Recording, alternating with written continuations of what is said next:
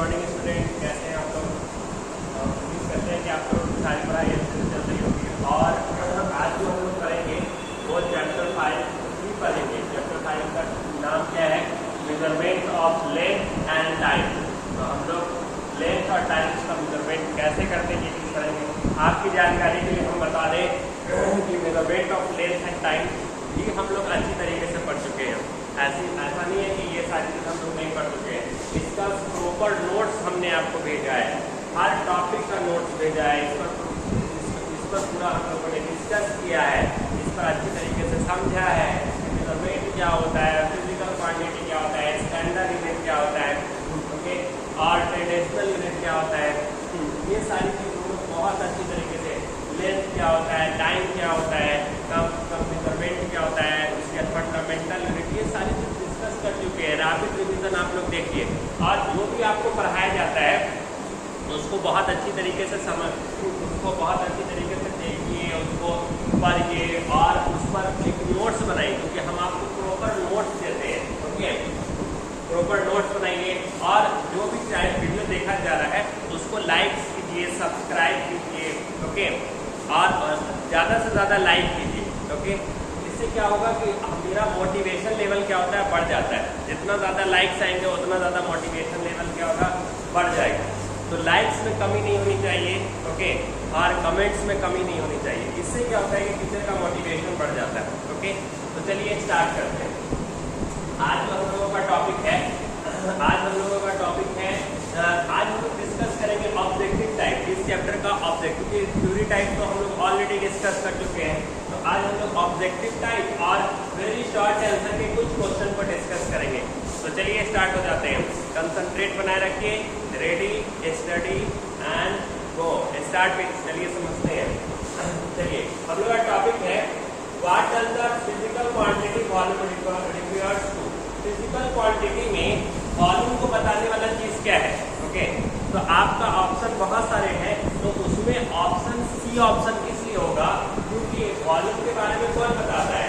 जो वॉल्यूम क्या होता है, कोई भी ऑब्जेक्ट कितना स्पेस ऑक्युपाई करता है, भाई उसका क्या कहलाता है? वॉल्यूम कहलाता है। तो any object occupy space that is called volume. Okay, इसीलिए इसका आंसर किस में जाएगा? सी में जाएगा। ओके, तो क्वेश्चन था what does the physical quantity volume refers to.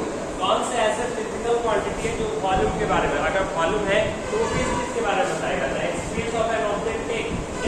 कोई भी ऑब्जेक्ट कितना स्पेस ले रहा है, कितना स्पेस ऑक्युपाई कर रहा है, कितना जगह ले रहा है, वही चीज तो उसका वॉल्यूम कहलाता है। वॉल्यूम का डिफिनेशन क्या है? Anything that can occupy space that is called volume. कोई भी ऑब्जेक्ट कितना स्पेस ऑक्युपाई कर रहा है, कितना जगह ले रहा है, कितना, हाँ, उसी चीज को हम क्या कहते हैं? वॉल्यूम कहते हैं। तो वॉल्यूम आपको समझ में आ गया होगा। ठीक है, नेक्स्ट क्वेश्चन हम लोग पढ़ते हैं। Which of the following is an example of traditional unit. Traditional मतलब पुरानी या पुरानी परंपरागत तरीके से कौन सा ऐसा यूनिट है जो पुराना ट्रेडिशनल यूनिट है, यानी पुराने ज़माने से चलता हुआ यूनिट है, जो पहले ज़माने में इस्तेमाल किया हुआ यूनिट है। ओके, या पहले ज़माने में इस्तेमाल किया जाता था, ऐसा कौन सा यूनिट है? ट्रेडिशनल यूनिट कौन सा है? आपका ऑप्शन बहुत सारा दिया होगा, तो उसमें ऑप्शन में सी यूनिट क्यों है? हम लोग पढ़ते थे कि फुट से पहले ज़माने में लोग हैंड स्पैन से करते थे, क्यूबिट से करते थे, फुटप्रिंट्स के थ्रू करते थे। ये सब क्या है? ये ही सब आपका क्या है? ट्रेडिशनल यूनिट है। लेक्चर सेक्शन में हम पढ़ाए थे, आप लोग जाके मेरा वीडियो लेक्चर सेक्शन वाला देखिए। ओके, और उसमें आपको देखिए कि हमने ये सारा चीज़ आपको पढ़ाया था कि नहीं, और उस सारे बच्चे उस वीडियो को अच्छे तरीके से देखिए, लाइक कीजिए, सब्सक्राइब कीजिए, और ज़्यादा से ज़्यादा उसको सब्सक्राइब करने की कोशिश कीजिए, और मेरा मोटिवेशन लेवल बढ़ाने की कोशिश कीजिए, क्योंकि आप जितना लाइक्स करते हैं उतना मेरा मोटिवेशन लेवल क्या हो जाता है? काफ़ी ज़्यादा बढ़ जाता है, और मैं और भी अच्छी तरीके से उसको एक्सप्लेन करने की कोशिश करता हूँ। ठीक है, तो देखिए तीसरा है a tailor's to measures the length. एक टेलर्स है जो लेंथ को मेजरमेंट करता है। A tailor's measures the length of a person which of a trade which tools is must appropriate. कह रहा है कि एक टेलर्स है जो किसी लेंथ को मेजरमेंट कर रहा है। A tailor's to measures the length of a person. एक टेलर है, मतलब एक टेलर्स को जानते हैं जो कपड़ा बनाता है, कपड़ा सीता है। ओके, उसी को तो टेलर कहते हैं। ओके, तो वही कह रहा है कि ये tailor measures the length of a person. एक टेलर है जो किसी पर्सन के लेंथ को मेजरमेंट करता है। वेस्ट को रिट्रेस, उसके ड्रेस का जो वेस्ट पोर्शन होता है, which tool is most appropriate. तो इस तरह के लेंथ को, पर्सन के लेंथ को अगर मेजरमेंट कर रहा है, वो अगर कोई टेलर किसी पर्सन के लेंथ को मेजरमेंट कर रहा है, तो वो किस टूल्स का इस्तेमाल करेगा, किस औजार का इस्तेमाल करेगा, उसके पास ऐसा कौन सा ऐसा सामान होगा जो उस पर्सन के लेंथ को मेजरमेंट करेगा।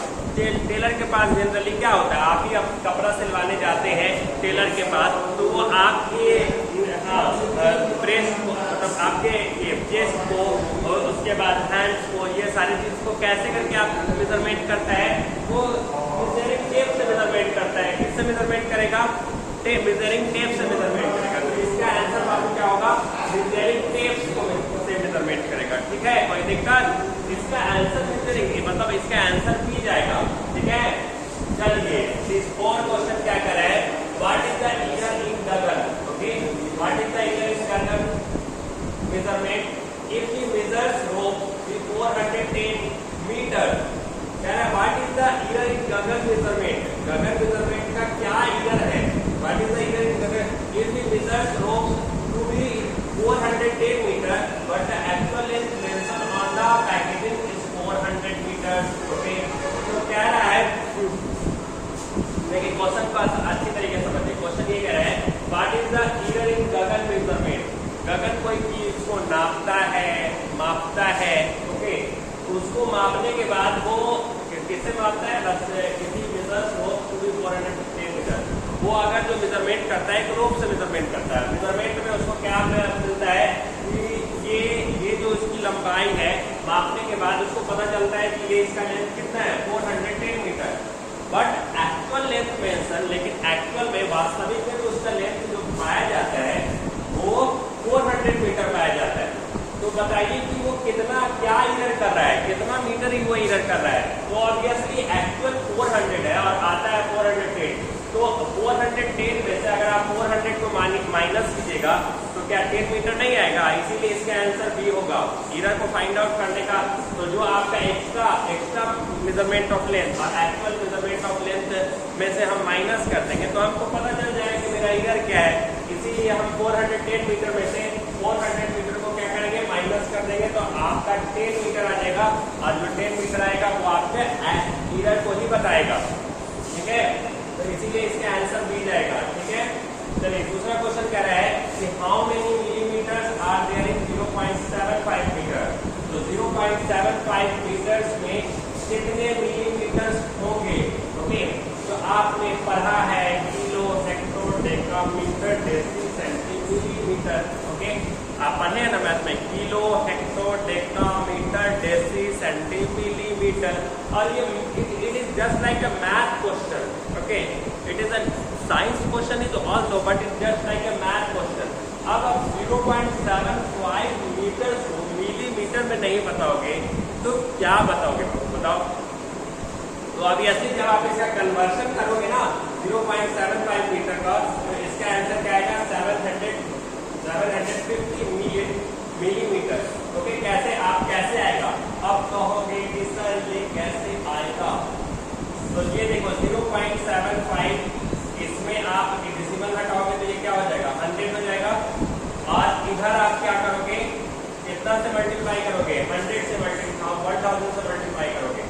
और यहाँ से 0 से 0 चला जाएगा और ये 775 को 10 से मल्टीप्लाई करोगे तो 750 मिलीमीटर नहीं होगा। मीटर से मिलीमीटर में जाना है तो कितना से मल्टीप्लाई करोगे, 1000 से मल्टीप्लाई करोगे, तभी तो बहुआ आंसर आएगा। और 0. देखो बहुआ समझिए, ये 0.75 है, डेसिमल हटाएगा तो नीचे में 100 होगा, फिर इधर 1000 से मल्टीप्लाई करेगा, 0 से 0 कट जाएगा, 75 को 10 से मल्टीप्लाई करेगा तो आपका क्या आ जाएगा, 750 मिलीमीटर।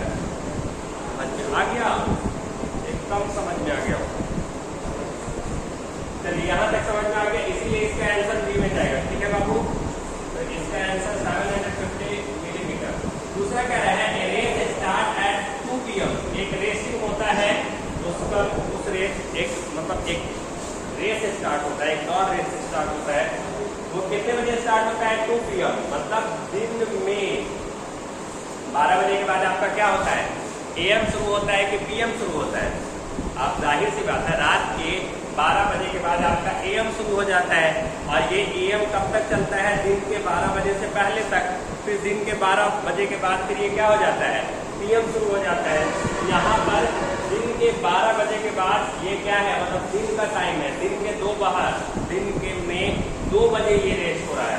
अब आपको कंफ्यूजन होगा, 2 PM है सर, ये रेस दिन में हो रहा है या रात में हो रहा है? तो बहुआ आप लोग जानते हैं ना कि रात के 12 बजे के बाद AM शुरू होता है कि PM शुरू होता है? AM शुरू होता है।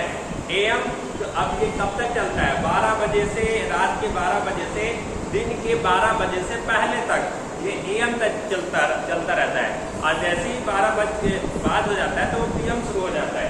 तो इसका मतलब ये रेस कितने बजे हो रहा है? दिन में हो रहा है। तो ये रेस स्टार्ट 2 PM, मतलब एक रेस 2 बजे स्टार्ट हो रहा है, दिन में स्टार्ट हो रहा है एंड इट 3:45 PM और एंड हो जाता है 3:45 PM। What is the time interval of the race? इसका टाइम क्या है? तो बहुत ही बच्चा वाला क्वेश्चन है। It just like a math question, you have to solve it trickly in math question. आप मैथ को जैसे सॉल्व करते हैं कि कोई गेम स्टार्ट हुआ 2 बजे और टाइमिंग फिर लगा 3:45, तो बताइए कि उसको कितना टाइम, खुद ये तो तुम खुद बता सकते हो। अगर 2 बजे से स्टार्ट हुआ और 3:45, तो 2 से 3 कितना घंटा हुआ? पहले ये बताइए, 2 से 3 कितना? अगर 2 से 3 हुआ तो 1 घंटा हुआ, फिर 45 मिनट एक्स्ट्रा है तो 1 hour 45 मिनट होगा। इसीलिए इसका आंसर को नहीं तो आदमी मुंह पर बता देगा जी। आप बताइए 2 बजे से रेस स्टार्ट हुआ 3:45 में कर, तो 2 से 3 बजेगा तो कितना घंटा होगा? 1 घंटा। आज 45 मिनट एक्स्ट्रा है तो इसीलिए 1 hour 45 मिनट हुआ। It just like a math question. Okay, देखिए दूसरा अब फिल इन द ब्लैंक्स कह रहा है in order to express measurement. Okay, we need dash numerical value and dash unit. कह रहा है कि अगर in order to express measurement, अगर हमको किसी in order to express measurement, अगर हमको मेजरमेंट करना है एक ऑर्डर में क्रमबद्ध तरीके से, अगर हमको क्रमबद्ध तरीके से मेजरमेंट करना है, वी नीड, तो हमें किस चीज की जरूरत होती है? न्यूमेरिकल वैल्यू की और यूनिट की। जाहिर सी बात है सिर्फ नंबर से आपको थोड़ी ना मिला। मान लो कि ये 5 अगर हम लिख देंगे, अगर हम 5 लिख देंगे तो क्या 5 लिखने से आपको हर चीज पता चल जाएगा? हम कहेंगे बउआ ये 5 लिखा हुआ है, बताओ तो ये किस चीज के बारे में बता रहा है?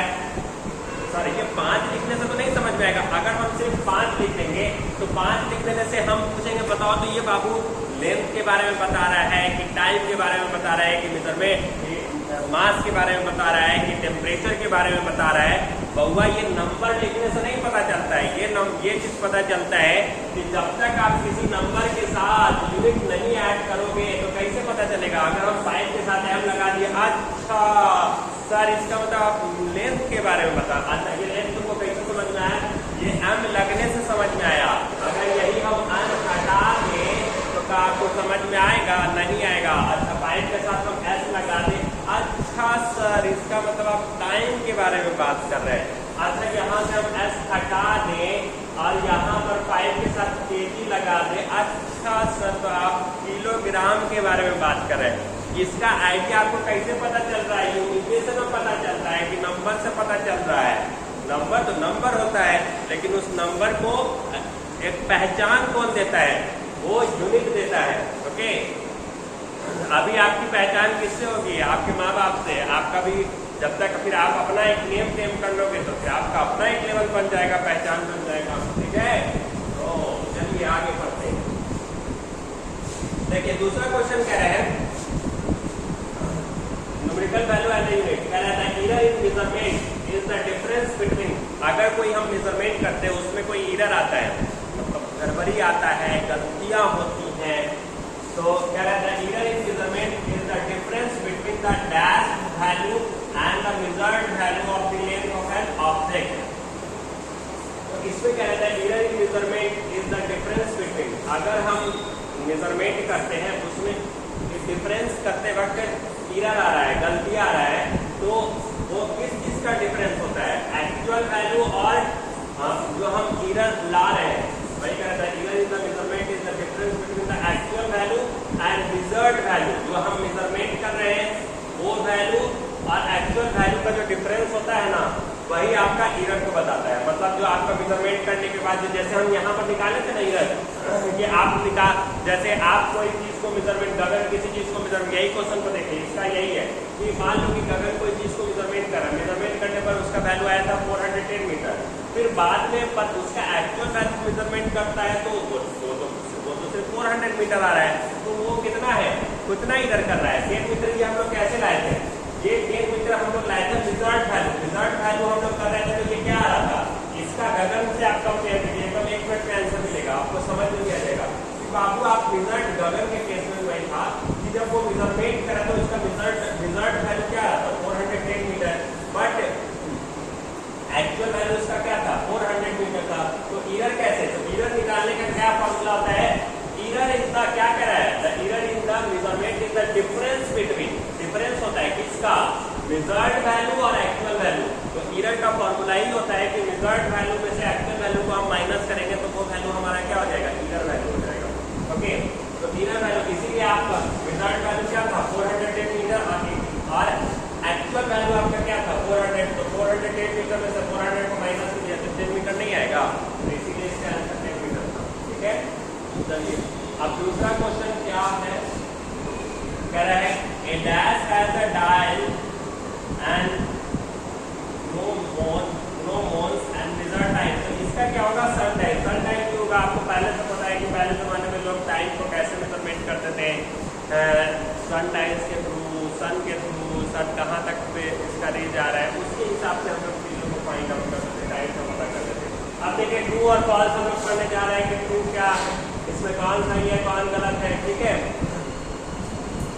देखिए इसमें क्या कर रहे हैं, traditional unit of measurement are reliable because they do not vary from person to person. कह रहा है कि देखिए पुराने जमाने में या पुरानी परंपरागत तरीके से जो पहले जमाने में लोग जो मेजरमेंट करते थे वो बहुत ही अच्छा मेजरमेंट था, वो पर्सन टू पर्सन वैरी नहीं करता था। जैसे कि अगर हम एक बिस्ता के थ्रू हैंड स्पेल के थ्रू, हैंड स्पेल जैसे 1 हाथ 2 हाथ 3 हाथ, ये अच्छा यूनिट था, ये हम नहीं बोल रहे हैं, ये क्वेश्चन भाई साहब बोल रहे हैं। ओके, तो हम आपको लेक्चर सेक्शन में ये बहुत अच्छी तरीके से पढ़ाए थे, फिर हम यही रिकमेंडेड करेंगे कि आप मेरे लेक्चर सेक्शन को देखिए, मेरे वीडियो को देखिए, वहाँ पर जाकर आप ज़्यादा से ज़्यादा उसको लाइक कीजिए, सब्सक्राइब कीजिए और इस वीडियो को भी ज़्यादा से ज़्यादा लाइक करने की कोशिश कीजिए, क्योंकि आप जितना ज़्यादा से ज़्यादा लाइक करते हैं उससे मेरा मोटिवेशन लेवल हाई हो जाता है और एनर्जी मेरा और ज़्यादा बढ़ जाता है, और उसी एनर्जी की वजह से मेरे अंदर मोटिवेशन आ जाता है, और जितना ज़्यादा मोटिवेशन आ जाता है वो सारा मेरा मोटिवेशन कहाँ निकलता है, वो पढ़ाने में निकलता है।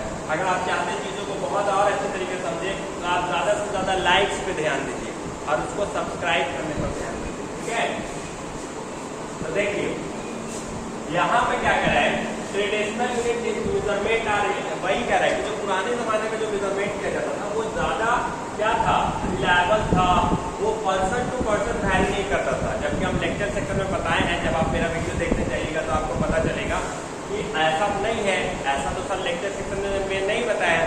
तो वो पर्सन टू पर्सन क्या होता है, वैरी करता है। तो इसका मतलब ये बात सही नहीं बोल रहा है, ये गलत बोल रहा है, और जब गलत बोलता है तो उसका आंसर ट्रू में जाता है कि फॉल्स में जाता है, ऑब्वियसली फॉल्स में जाता है, इसीलिए तो इसका आंसर फॉल्स होगा। ठीक है, दिस आंसर इज फॉल्स। देखिए दूसरा क्वेश्चन कह रहा है, यूजिंग ए फॉल्टी मेजरिंग टूल्स। एक टूल्स है, मान लो कि स्केल है या मेजरिंग टेप्स है। फॉल्टी टूल्स का मतलब क्या आप बोल सकते हैं, कोई स्केल है टूटा हुआ स्केल है, कोई मेजरिंग टेप्स है थोड़ा सा कटा हुआ है, ओके, जितना होना चाहिए उतना नहीं है। ओके, तो उस कंडीशन में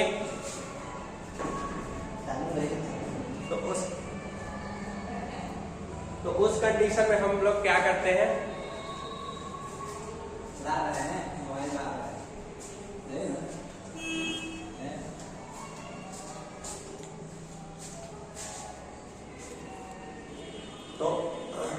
तो इसमें क्या है, अब दूसरा क्वेश्चन क्या है, यूजिंग ए फॉल्टी मेजरिंग टूल्स। एक टूल्स है जो फॉल्टी टूल्स है, मतलब खराब टूल्स है।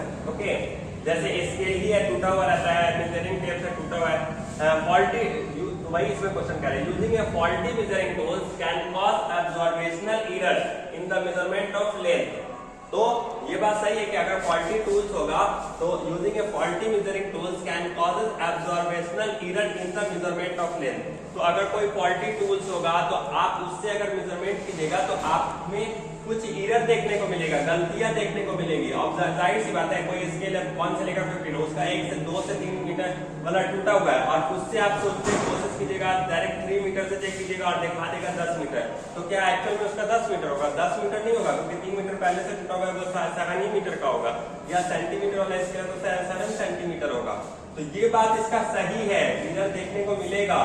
दूसरा क्वेश्चन है, the unit of the time secant is smaller than the unit of minutes. Okay, the unit of time, the unit of times secant is smaller than the unit of minutes. इसमें ये कह रहा है कि कौन सा unit छोटा है, सेकंड वाला यूनिट छोटा है कि मिनट्स वाला यूनिट है। तो इसमें ये क्वेश्चन ये कह रहा है कि देखिए जो टाइम का जो यूनिट है, एक सेकंड है और दूसरा मिनट है, और सेकंड जो है वो मिनट से क्या होता है, वो छोटा होता है। ऑब्वियसली ये सही कह रहा है, सेकंड और मिनट में मिनट्स बड़ा होता है, सेकंड छोटा होता है। 60 second is equal to 1 minute होता है, तो बहुत सारे स्मॉलर 60 सेकंड यूनिट जुड़ रहे हैं तब ना वो 1 मिनट्स का फॉर्मेशन कर रहे हैं। तो इसीलिए सेकंड छोटा यूनिट है, मिनट्स बड़ा यूनिट है, इसीलिए इसका आंसर ट्रू होगा। और क्वेश्चन भी यही कह रहा था कि टाइम्स में सेकंड जो है वो the unit of the time is second is smaller than the unit of the minutes. जो सेकंड का जो यूनिट है वो छोटा है मिनट के यूनिट से, इसीलिए आंसर ट्रू हो जाएगा। क्वेश्चन ये, अब देखिए वेरी शॉर्ट आंसर का क्वेश्चन कह रहा है, what do you mean by measurement? Measurement क्या होता है? मेजरमेंट हम आपको बताए हुए हैं, comparing of unknown quantity with a known quantity. जब किसी अननोन क्वांटिटी को नोन क्वांटिटी के साथ हम कंपेयर करते हैं, अननोन क्वांटिटी और नोन क्वांटिटी भी क्या होता है बताया हुआ है। आप मेरा लेक्चर सेक्शन देखिए, उसको लाइक कीजिए, सब्सक्राइब कीजिए और ज्यादा से ज्यादा उसको देखने की कोशिश कीजिए। जब तक आप देखिएगा नहीं आपका कंसेप्ट क्लियर नहीं होगा। फिर भी हम बता देते हैं कि अननोन क्वांटिटी किसको कहते हैं? वो क्वांटिटी जिसको हम जिसके बारे में हमको पहले से पता नहीं रहता है, और नोन क्वांटिटी वो क्वांटिटी जिसके बारे में हमको पहले से पता रहता है। जैसे आपके बुक में जैसा एग्जांपल दे रहा है, मान लेते हैं कि आप एक केजी तौलने जाते हैं, 1 केजी चीनी तौलने जाते हैं। ओके, तो अगर हम 1 केजी चीनी तौलने जाते हैं तो वो आप बटखरा, जैसे बटखरा रहता है ना, 1 केजी का बटखरा रहता है, तो 1 केजी का जो बटखरा है वो क्या है, आपका नोन क्वांटिटी है। अब दूसरी तरफ जो आप चीनी रख रहे हैं वो चीनी एक अननोन क्वांटिटी है, और अगर दोनों क्वांटिटी बैलेंस हो जाता है तब आपका तो हम बटखरा जो रखते हैं। ओके, अभी तो डिजिटल के थ्रू का होता है, लेकिन हम बटखरे के थ्रू, बीम बैलेंस के थ्रू कैसे किया जाता है? एक तरफ क्या रखा जाता है, बटखरा 1 केजी का होता है, 2 केजी का होता है, 5 केजी, तो एक तरफ आपने 1 केजी का रखा, दूसरी तरफ आप चीनी को रख रहे हैं, तो चीनी को तब तक रखते रहते हैं जब दोनों बटखरा क्या हो जाता है, बैलेंस नहीं हो जाता है, इक्वल नहीं हो जाता है। इसका मतलब जब वो उसके इक्वल के हो जाएगा तो हम कह देंगे कि ये चीनी क्या है, 1 केजी के बराबर है। ओके, तो चीनी क्या था, यहाँ पर अननोन क्वांटिटी था, जबकि 1 केजी का जो बटखरा था, जो 1 केजी जो आप डाल रहे थे, वो नॉन क्वांटिटी है। तो यहाँ पर हम चीनी को किससे कंपेयर कर रहे हैं? एक नोन क्वांटिटी से। चीनी, शुगर इज अननोन क्वांटिटी, जब 1 केजी का जो बटखरा है वो एक नोन क्वांटिटी है। ओके, तो अननोन क्वांटिटी को जब हम नोन क्वांटिटी से कंपेयर करते हैं तो इसी को ही मेजरमेंट कहा जाता है। ये बात समझ में आ गया, जैसा आपके बुक में भी दे रहा था। इसीलिए आप देखिए comparing of unknown quantity with known quantity. जब अननोन क्वांटिटी को जब आप नोन क्वांटिटी से कंपेयर करते हैं तो इसी को क्या कहा जाता है, मेजरमेंट कहा जाता है।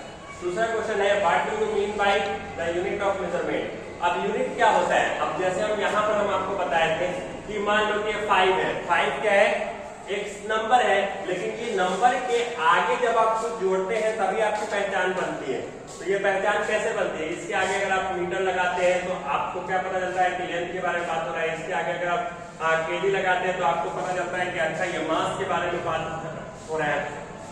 ओके, तो यूनिट क्या है? एक तरह का फिक्स स्टैंडर्ड यूनिट है, that is used for measurement. Unit क्या है? एक तरह का फिक्स स्टैंडर्ड यूनिट है। Unit is a fix standard unit.